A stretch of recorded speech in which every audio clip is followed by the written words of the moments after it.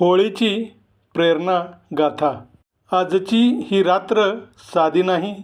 आज या अग्नीमध्ये फक्त लाकूड जळत नाही, आज जळणार आहे तुमची भीती. या ज्वाळाखंडाकडे पहा, त्या वर जात आहेत आकाशाकडे, उंच, निर्भय, आणि त्या तुम्हाला सांगत आहेत, तुम्हीही असंच उठा. होळी म्हणजे फक्त रंगांचा उत्सव नाही. होळी म्हणजे अंधारावर विजय. होलिकेचा अहंकार जळाला, पण प्रल्हादाची श्रद्धा वाचली. याचा अर्थ काय? वाईट कितीही बलवान असो, श्रद्धा आणि धैर्य जिंकणारच. आज या अग्नींमध्ये टाकूया आपला न्यूनगंड, भूतकाळ आणि लोक काय म्हणतील ही भीती, आणि मी नाही करू शकत हा विचार.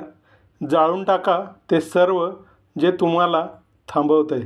कारण बदल घडवणारी ताकद प्रत्येकामध्ये असते. जसं लाकूड जळतं म्हणूनच प्रकाश मिळतो, संकटं येतात म्हणूनच माणूस तावून सलाखून निघतो, संकटं येतात म्हणूनच माणसं घडतात, अपयश येतं म्हणूनच यशाची किंमत कळते. म्हणून पळून उपयोग नाही, घाबरून फायदा नाही. आज स्वतःला वचन देऊयात की आपण मेहनत करणार आणि जिद्द आणि चिकाटी कधीच सोडणार नाही. जे स्वतःवर विश्वास ठेवतात ते जग जिंकण्याचीही महत्त्वाकांक्षा पुरी करू शकतात. होळीच्या निमित्तानं राग जाळा, मत्सर जाळा आणि तुलना जाळा आणि मन मोकळं करा. कारण उद्या जेव्हा रंग उधळले जातील तेव्हा ते फक्त चेहऱ्यावर नाही, तर ते तुमच्या आणि आमच्या नव्या सुरुवातीवरही असतील. म्हणून होळीच्या अग्नीसमोर उभं राहून प्रत्येकाने म्हणूयात, मी उभा आहेच आणि उभा राहीनच.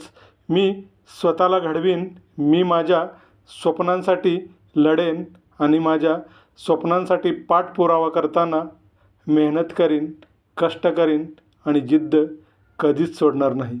काही झालं तरी मी हार मानणारच नाही.